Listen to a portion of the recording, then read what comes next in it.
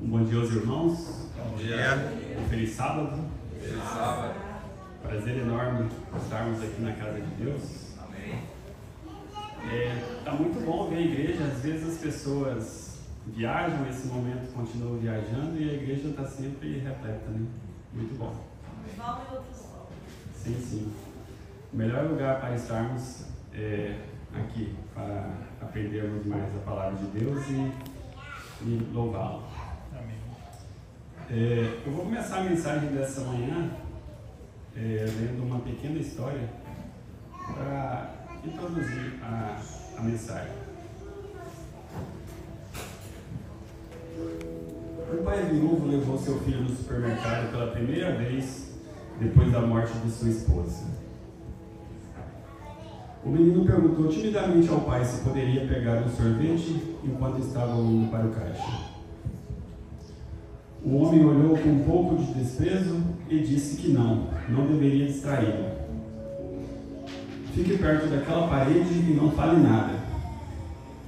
A criança se sentiu muito triste e foi até a parede. Chegou o momento de fazer a fila, foi para perto do pai cantando uma musiquinha. O pai virou e xingou seu filho pelo barulho. O pequeno se afastou dele e voltou a se apoiar na parede. As pessoas em volta observaram a cena sussurrando enquanto os olhos da criança se enchiam de lágrimas. Alguns minutos depois, a criança tentou novamente chegar perto de seu pai. Mas ele estava irritado e não conseguia suportá-lo. O homem se afastou bruscamente da fila e pegou o menino. O sacudiu com ímpeto de nervosismo. Se você fizer barulho de novo ou se afastar da parede, vai ver, disse ele. O rosto do menino se apagou. De repente, ele parou de exprimir emoções. O menino não incomodou mais seu pai, e em silêncio compraram suas coisas e voltaram para casa. O jovem então parou de envolver seu pai nas suas brincadeiras e de pedir qualquer coisa a ele. Então o homem se perguntou: o que aconteceu com meu filho irrequieto? Mas estava feliz porque seu filho estava se comportando como um filho ideal. Passaram os anos e o menino começou a ir para a escola. Estudava o dia todo, mesmo se seu pai nunca o elogiasse. O menino estudava duramente com o objetivo de entrar em uma das melhores universidades. E ele conseguiu. O jovem foi embora de casa, deixando vazio o próprio quarto. Alguns dias depois, o pai estava entediado e entrou no quarto do filho. Foi até a sua escrivaninha e encontrou uma carta que o rapaz havia deixado. O homem estava surpreso. Seu filho nunca tinha expresso as próprias emoções. Na carta estava escrito: para meu querido pai, tudo que eu consegui realizar, eu consegui graças a você. Me dei por conta que não podia contar com ninguém, além de mim mesmo. Você me fez entender que família é só uma formalidade, exatamente como cada tipo de sentimento não sincero. Te prometo que você não vai ver nunca mais seu filho, que te irritou tanto assim. Obrigado, papai. O homem sentiu uma raiva devastante.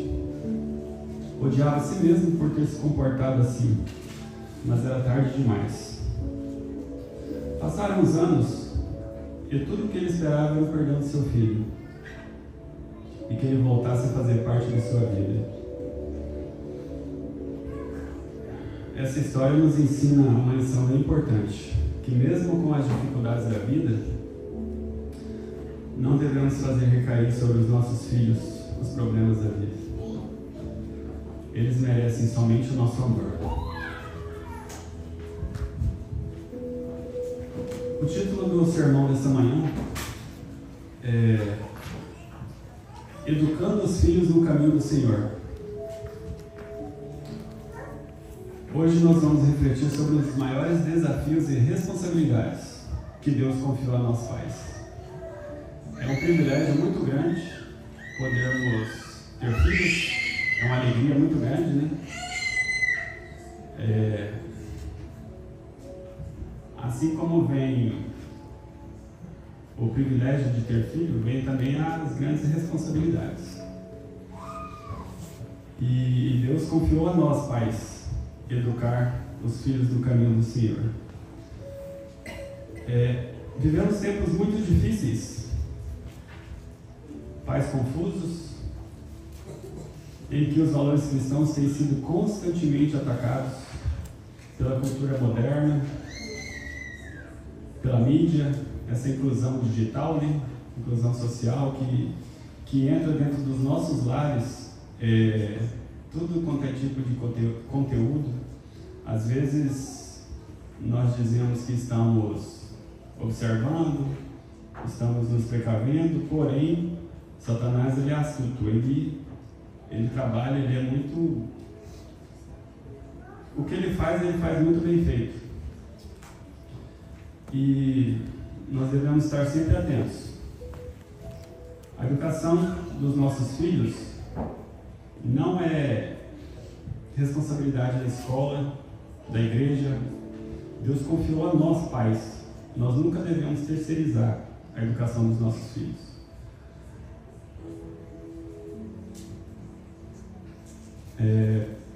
Vamos mergulhar na palavra de Deus e ver o que Ele tem a nos dizer sobre educar os filhos no caminho do Senhor. A primeira passagem que vamos abrir nessa manhã está em Deuteronômio 6.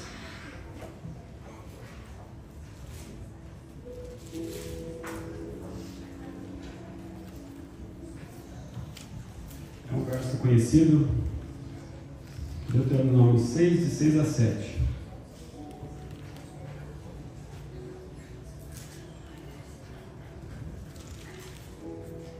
Amém? Essas palavras que hoje te ordeno estarão no teu coração. Tu as inculcarás a teus filhos, e delas falarás, assentado em tua casa, e andando pelo caminho, e ao deitar-te e ao levantar-te. Todo tempo, né? Ao deitar, ao levantar. E esse verso traz aqui uma palavra que me deixou bem pensativo: inculcarás. Hoje o irmão Alan comentou até, falou sobre essa palavra no estudo da lição, do Escola Sabatina. Inculcar. Inculcar é quase que abrir a cabeça e enfiar lá dentro, né? O significado de inculcar é transmitir uma ideia, uma informação para a mente de alguém, recomendar algo com ênfase. Deus deixa claro que a instrução espiritual deve ser uma prioridade contínua na vida dos seus filhos, na vida dos pais. Isso não é algo que deve acontecer apenas aqui no culto de sábado, na salinha da escolinha ali, ou na reunião de aventureiros, ou de desbravador. É uma prática que ela tem que ser diária, intencional, relacional. Pais e mães devem ensinar seus filhos com exemplo e com a palavra. A fé ela não é simplesmente passada por hereditariedade. Eu sou pai do Ian, ele já vai ter fé. Não é assim. A fé ela tem que ser trabalhada. E por vivência, as crianças aprendem mais pelos que os pais fazem do que pelo que ouvem. Filhos são como esponjas, eles absorvem muito. Quanto menor, mais eles absorvem. O inglês eles aprendem facilmente, tudo eles aprendem facilmente. E hoje está muito perigoso o mundo em que vivemos, as tecnologias, então a gente tem que estar muito, muito atento a tudo isso. Nós devemos ensinar nossos filhos a amar a Deus. E se você quer que ele ame a Deus, você precisa amar a Deus também, com intensidade na frente dele. Se você quer que seu filho ore, você você deve orar com ele, você deve orar por ele.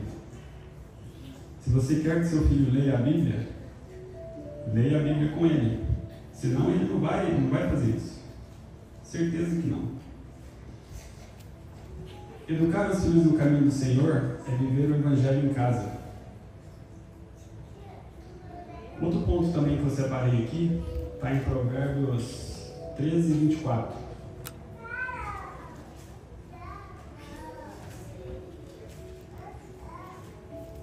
Somente versículos bem conhecidos.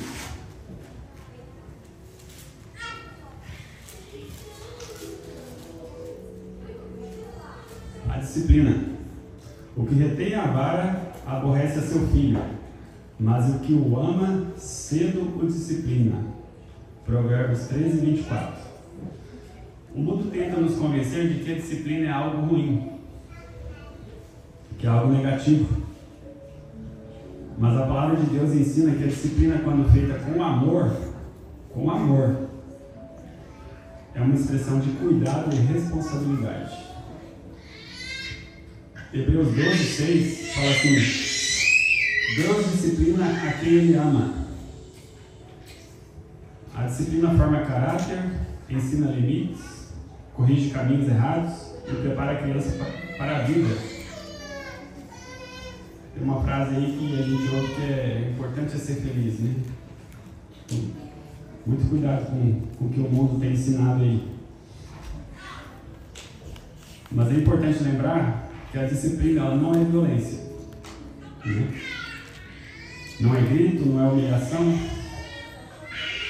A disciplina bíblica ela é corrigida com amor e firmeza, com o objetivo de restaurar, não de punir. Às vezes a gente ouve histórias de pastores, pastor de ovelha, aquele pastor literal mesmo, pastor de ovelha, que a sua vara ali, ela tinha, quando fala em disciplina, vem uma vara em mente, né? Ela tinha uma ponta curvada, que não era para bater nas ovelhas, mas era para poder puxar a ovelha para perto de si, né? Aquela ovelha teimosa que insiste em caminhar para o lado errado, à beira do penhasco, e puxava ali. Mas ao mesmo tempo, nessas histórias, a gente vê que o pastor, em algum momento, ele chegava ao ponto ali de quebrar a patinha ali da ovelha.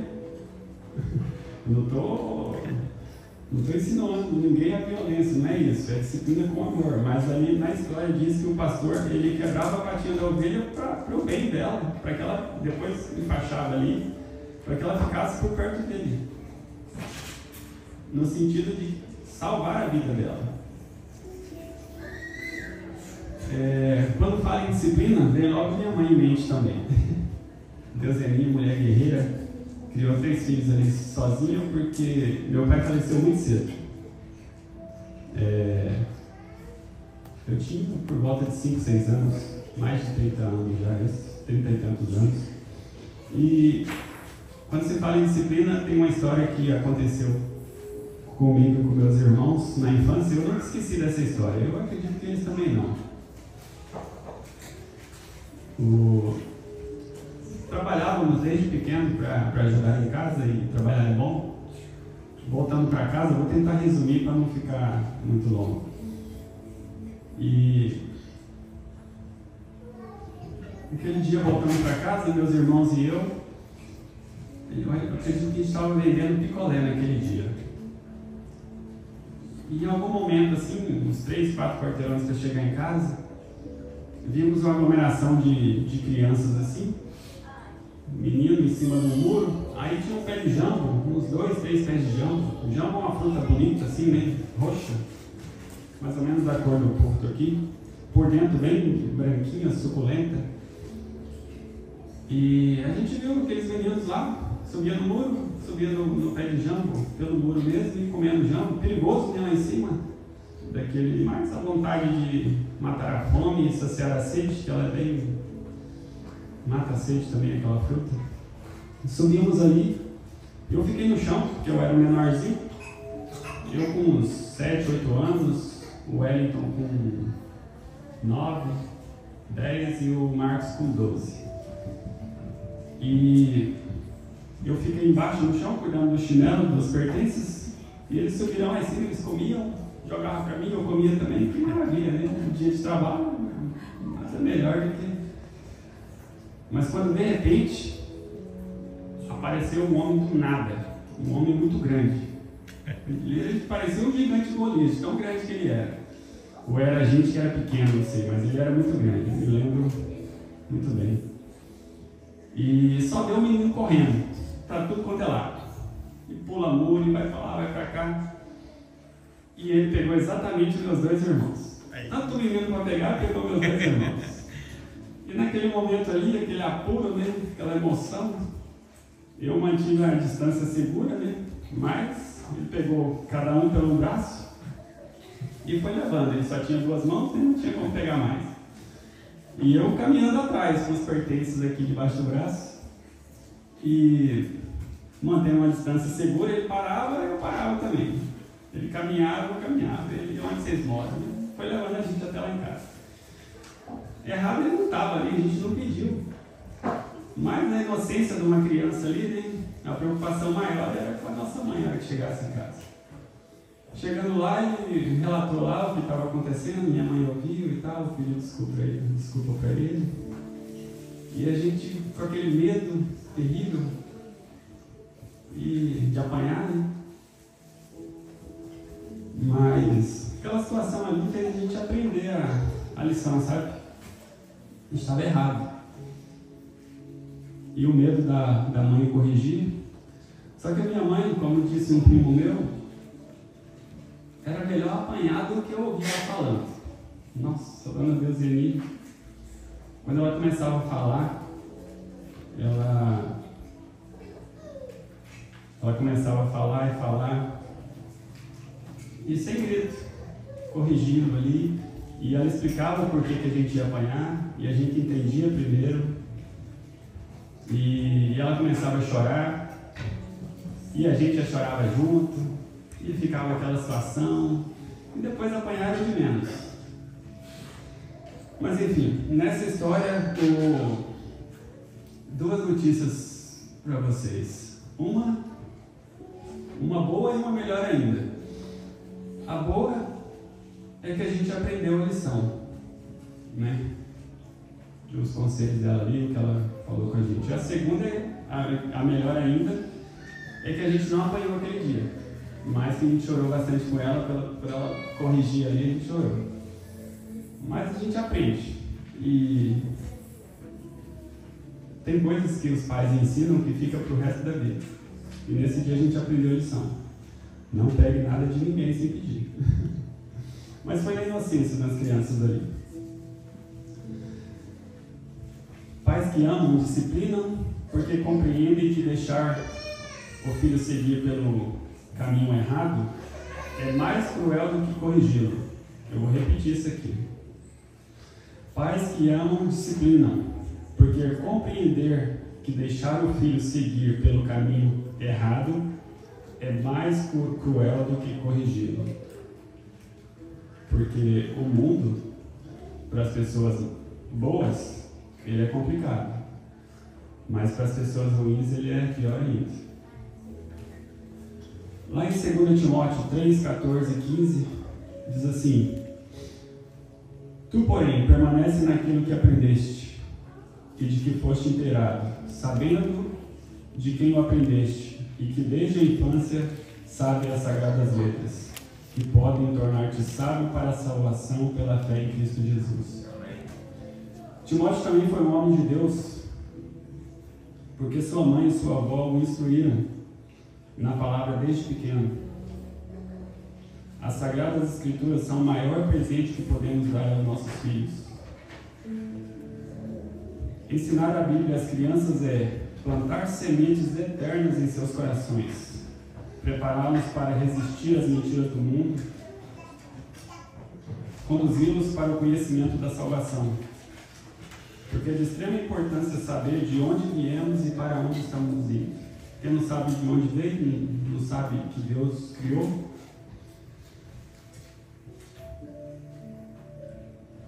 Se você quer que seus filhos fiquem firmes na fé, ensine-os a amar a palavra. Como? Fazendo cultos domésticos, lendo a Bíblia, memorizando versículos bíblicos. Isso produzirá frutos eternos. O exemplo, Efésios 6:4: E vós, pais, não provoqueis a ira dos vossos filhos, mas criai-os na disciplina e na admoestação do Senhor. Pais têm autoridade, mas não devem ser autoritários. Aquela frase, faça o que eu digo, mas não faça o que eu faço. Essa frase não tem nexo. Se você fala para ele fazer algo, você tem que dar o exemplo. Por exemplo, como você trata seu cônjuge dentro de casa? Seu filho está aprendendo muito sobre casamento com você. Como você reage aos problemas? Seus filhos têm aprendido sobre fé e confiança? Como você vive a sua fé? Seus filhos estão aprendendo o que é ser cristão no dia a dia? Em alguns momentos da vida, no mercado, nos momentos de lazer. Não provoque seus filhos a ira com injustiça, críticas constantes, falta de tempo. Esse mundo corrido aqui, Estados Unidos, onde a gente resolveu imigrar para trabalhar, essa correria, aquele sentimento de tenho que fazer, o que é mais importante, que é os nossos filhos, nós temos deixado faltar às vezes. Eles precisam ver em você alguém que ama a Deus de verdade. Outro ponto muito importante, 1 Samuel 1, 27 e 28. Quando fala em Samuel, a gente vê logo a mãe dele na nossa mente, né? Quem era a mãe de Samuel? Ana? Não é Ana do Henrique, não, a outra Ana, né? Por este menino orava eu, e o Senhor me concedeu a petição que eu lhe fiz. Por isso também ao Senhor eu o entreguei, por todos os dias que viver. Ao Senhor será entregue. Ana é um exemplo de mãe que orava fervorosamente por seu filho. Ela entendeu que seu filho era um presente de Deus. Nossos filhos são presentes de Deus. Nós devemos consagrá-los, assim como Ana fez. Pais, intercedam por seus filhos todos os dias. Orem por sua salvação. Orem por sua proteção. Orem por suas amizades, por seus estudos, por seus futuros cônjuges. Querendo ou não, é uma das, ou a decisão mais importante das nossas vidas. Com quem se casar, né? É alguém que vai ficar ali ao seu lado para o resto da vida. Nós devemos orar pelos nossos filhos, pelos seus futuros cônjuges. Clamem pela presença do Espírito Santo na vida deles. A oração de um pai ou de uma mãe pode mudar o destino de uma criança. Eu agradeço muito a Deus por minha mãe, pelas orações de minha mãe. O mundo é mau, mas Deus é fiel para proteger e guardar aqueles que são entregues a Ele. É só entregar os nossos filhos a Deus e acreditar e fazermos a nossa parte. Nós devemos prepará-los para o mundo sem tirá-los de Deus. João 17, 15 diz assim: não peça que os tire do mundo, mas os livre do mal. Vossos filhos vão crescer, vão sair de casa, vão estudar, trabalhar, fazer escolhas. A gente não pode estar perto deles todo o tempo. E é assim que funciona, né? Nós saímos de perto dos nossos pais lá no Brasil, eles também vão sair de perto da gente. Ainda mais esses pais que tiveram a brilhante ideia de falar assim, vamos ali nos Estados Unidos trabalhar um pouco, lugar bom para trabalho, né? E aí, um dia eles vão estar lá no Brasil, e a gente aqui, ou eles aqui e a gente lá. Eles não podem ficar com a gente o tempo todo. Então, é essencial educar nossos filhos no caminho do Senhor, formar discípulos. Não apenas filhos comportados, mas ensiná-los a ouvir a voz de Deus de verdade, ter comunhão com Deus,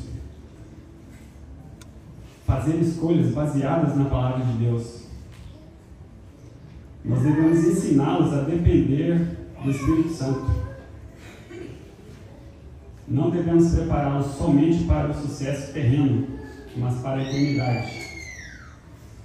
Lembre-se, o maior legado que você pode deixar a seus filhos não é carro, casa, terras, não é nada disso. Porque isso aqui, quando Jesus voltar, vai ficar tudo para trás. Se ele não tiver a fé em Jesus Cristo, nada disso adianta.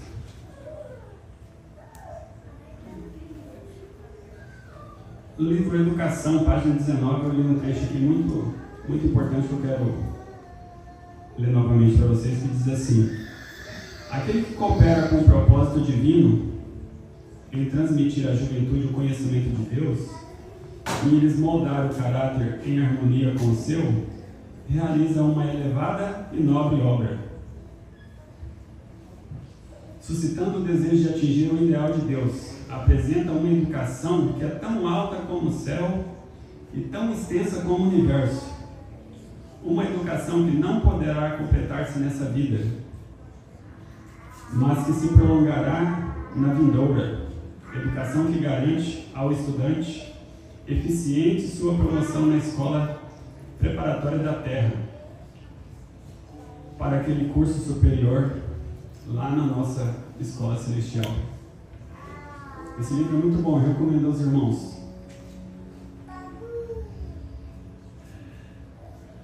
Provérbios 22 também tem um versículo muito conhecido que diz: ensina a criança no caminho que deve andar,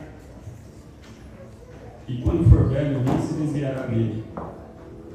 Promessa maravilhosa, hein? Mas também é um chamado à responsabilidade. Ensina a criança no caminho, não apenas sobre o caminho.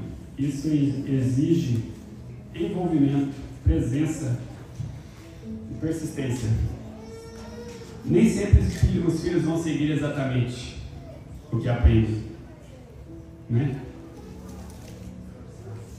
Mas a fé, quando plantada com amor e regada com oração, pode ter certeza, ela nunca será em vão. Já concluído, irmãos, educar os filhos no caminho do Senhor é um chamado nobre, mas exige esforço, fé e obediência. Um dia desse o Ian me fez uma pergunta muito... Na fase dos 6 ou 7 anos, as crianças começam o porquê ali. Por que isso? Por que aquilo? Ele perguntou assim: